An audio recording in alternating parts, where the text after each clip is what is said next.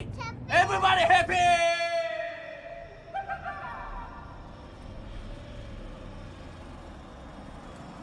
여기 여기.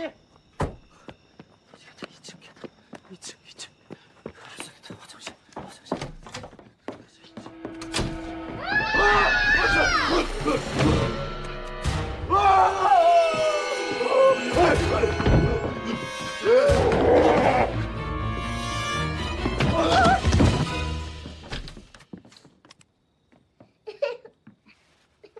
Dude, it's not Rosie. Who is it? Uh-oh. Oh my. Oh my. Even today we face tough school, and there's no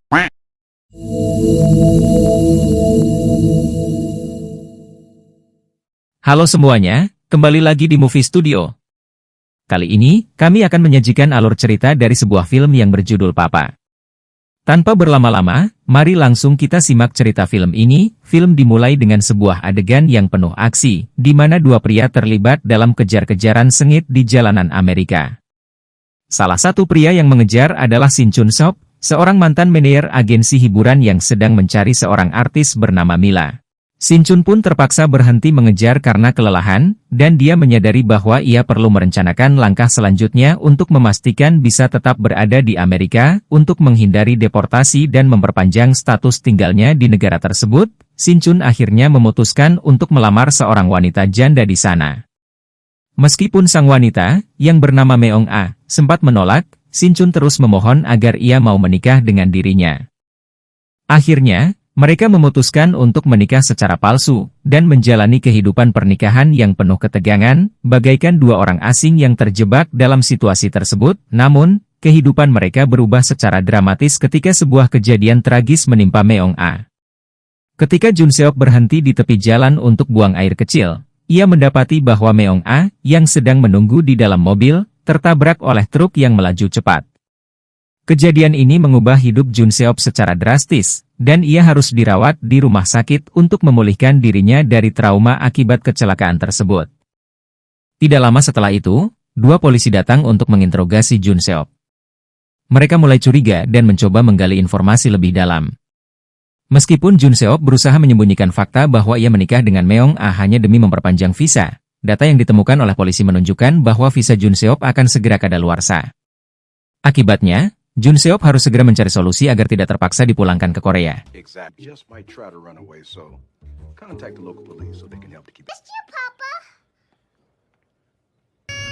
Di tengah situasi yang semakin genting ini, seorang gadis kecil tiba-tiba muncul di rumah sakit dan memanggilnya, Ji Papa.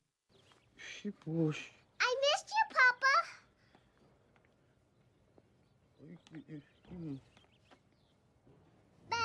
Di belakangnya, berdiri seorang gadis cantik yang menjelaskan bahwa mereka adalah anak-anak dari Meong-a, mantan istrinya yang sudah meninggal.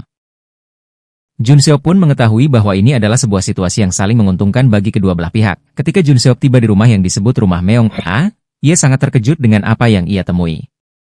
Anak-anak di rumah itu tampak seperti anak-anak biasa, namun mereka memiliki kebiasaan yang aneh dan penuh kejutan.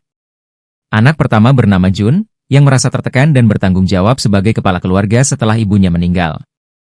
Jun sangat membenci ibunya karena ia merasa harus menanggung beban keluarga sendirian setelah Meong-a pergi. Anak kedua adalah Maya, yang merupakan anak dari hasil pernikahan Meong-a dengan pria Amerika. Maya adalah seorang gadis pendiam yang sangat sulit dibaca perasaannya. Anak ketiga adalah Gordon, seorang remaja laki-laki yang gemuk dan sangat pandai berbahasa Korea, meskipun ia merupakan keturunan Amerika. Anak keempat dan kelima adalah Jimmy dan Tommy, si kembar yang sangat usil dan gemar mengerjai Jun Seok. Dan yang terakhir adalah Rosie, anak bungsu yang sangat manja dan memanggil Jun Seok, Papa, dengan penuh kasih sayang. Setelah beberapa waktu tinggal bersama mereka, Jun Seok mulai memahami dinamika keluarga ini.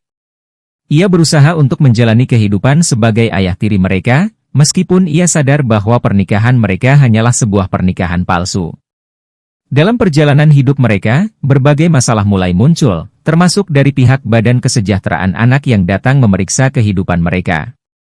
Untuk mempertahankan penampilannya sebagai seorang ayah yang bertanggung jawab, Jun Seop harus berperan lebih aktif dalam kehidupan anak-anak tersebut, bahkan saat ia merasa kewalahan di sebuah swalayan, terjadi perdebatan antara Jun Seop dan Jun, yang merasa keberatan dengan kewajiban membayar kerugian yang ditimbulkan akibat kecelakaan. Disinilah Jun Seop mulai merasa semakin tertekan. Untuk melepaskan stres, Jun Seop akhirnya merokok, namun tanpa sadar ia bertemu dengan seorang pria yang ternyata adalah orang yang paling dicari oleh agensinya, yang ingin menangkap Yang Move. Jun Seop pun dibawa ke tempat di mana Mila berada, hanya untuk mengetahui bahwa Mila kini sedang hamil, yang membuat Jun Seop semakin bingung dan tertekan. Jun Seop pun mulai merasa cemas tentang masa depannya. Di sisi lain, Joon semakin dekat dengan anak-anak lainnya, dan hubungan mereka pun semakin erat. Dalam upaya untuk memperbaiki situasi ini, Jun Seop memutuskan untuk mengajak anak-anak pergi ke gereja bersama, demi menjaga penampilan di hadapan pihak kesejahteraan anak. Meskipun Jun Seop sangat bosan, ia mulai melihat sisi lain dari dirinya yang lebih peduli terhadap anak-anak, terutama setelah Rosie menunjukkan ketertarikannya terhadap dunia musik.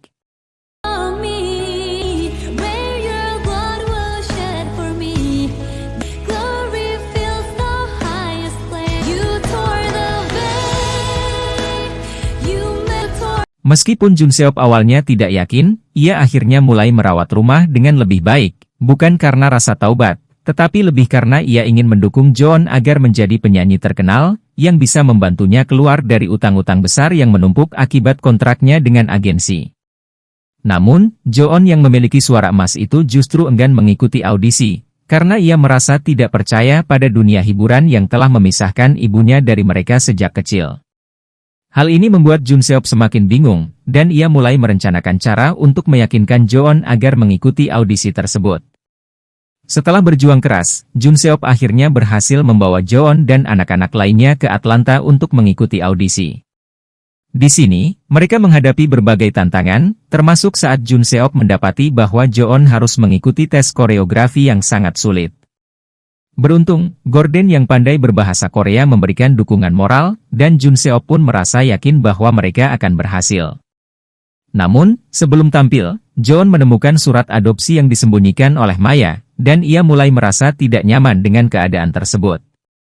Akibatnya, pemilik agensi membatalkan kontraknya dengan mereka karena Joon tidak hadir tepat waktu untuk rekaman.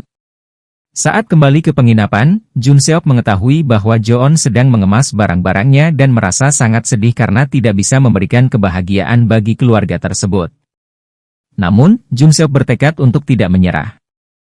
Di malam hari, saat mereka berdua berbicara, Jun Seop akhirnya mengetahui bahwa Joon sangat membenci ibunya karena merasa terbebani dengan tanggung jawab keluarga setelah ibunya meninggal. Ini membuka hati Jun Seop untuk lebih peduli dan merawat anak-anak itu seperti anak kandungnya sendiri. Dalam sebuah adegan yang penuh emosi, Joon dan Jun Seop mulai menyadari bahwa mereka saling membutuhkan dan saling menyayangi.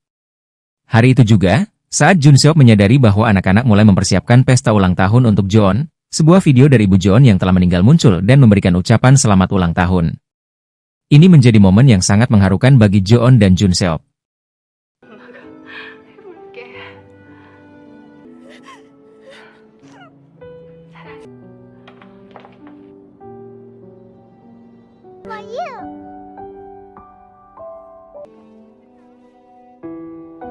Namun, tak lama setelah itu, Tuan Du, yang merupakan pemilik agensi besar, mengundang Joon untuk kembali ke Korea dan menawarkan kontrak yang menggiurkan.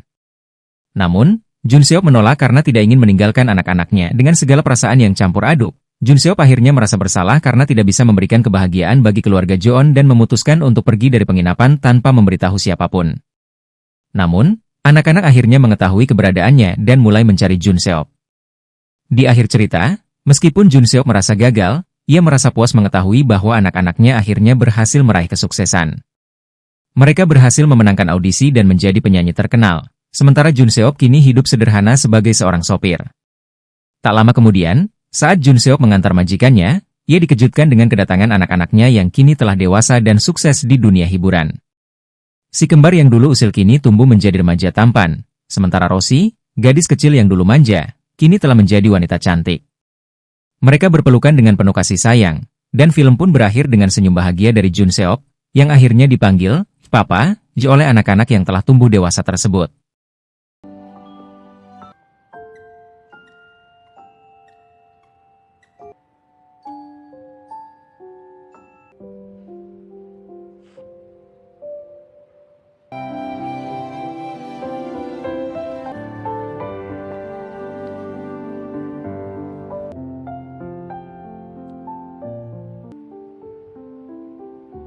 기분